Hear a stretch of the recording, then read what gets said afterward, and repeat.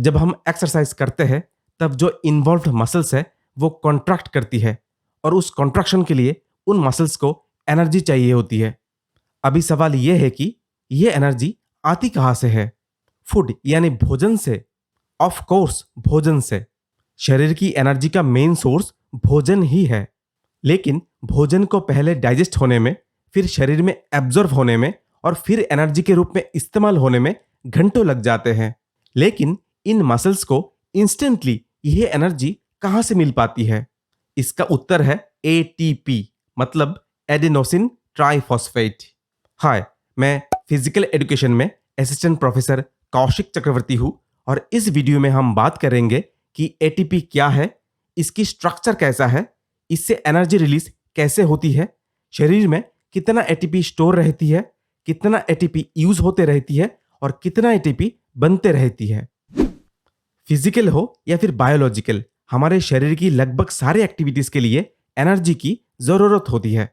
चाहे वो लिखना हो, खाना खाने हो, बात करना हो, चलना फिरना हो, यहाँ तक कि जब हम सिंपली बैठे हो या फिर खड़े हो तब भी हमें उस पोजीशन में बनाए रखने के लिए जो मसल्स का इन्वॉल्वमेंट हो, इन सब के लिए एनर्जी चाहिए होती है।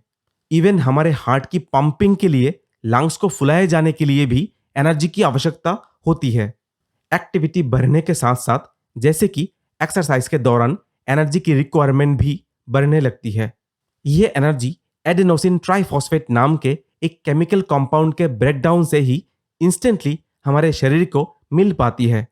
शरीर की लगभग सारे एक्टिविटीज और रिएक्शंस के लिए जो भी एनर्जी की जरूरत होती है वो सारे एटीपी के ब्रेकडाउन से ही आती है।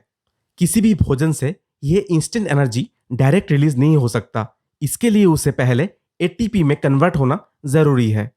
इस पॉइंट ऑफ व्यू से हम एटीपी को हमारे शरीर की पावर करेंसी के रूप में सोच सकते हैं।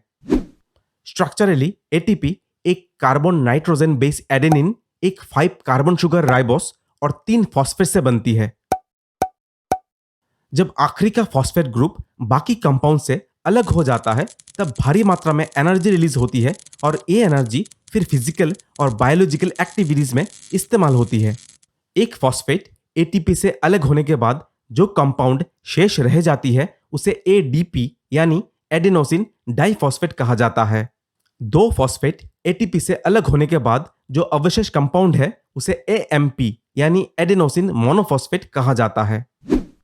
हमारे फिजिकल और बायोलॉजिकल एक्टिविटीज की एनर्जी के लिए एटीपी कंटिन्यूअसली इस्तेमाल होती जाती है और बदले में एटीपी स्टोर की भरपाई के लिए एटीपी कंटिन्यूअसली बनती जाती है।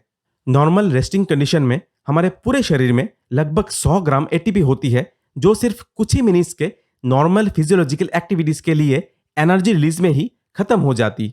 रेस्टिंग कंडीशन में हमारे स्केलेटल मसल्स में एटीपी लगभग 6 मिलीमोल्स पर केजी हिसाब से पाई जाती है। मैक्सिमल एक्सरसाइज के लिए इतना एटीपी से 3 सेकंड्स तक ही एनर्जी मिल सकती है। मैक्सिमल एक्सरसाइज के दौरान पर मिनट 500 ग्राम से भी ज्यादा एटीपी इस्तेमाल हो सकती है। इसीलिए जिस तरह से एटीपी इस्तेमाल होती है शरीर की प्रॉपर फंक्शनिंग के लिए, उसी तरह से एटीपी का बनना भी जरूरी है। एक हेल्दी एडल्ट की शरीर में रोज लगभग 40 केजी एटीपी बनती है और इस्तेमाल होती है। एक एथलीट के लिए ये टर्नओवर रोज 70 केजी से भी ज्यादा हो सकता है।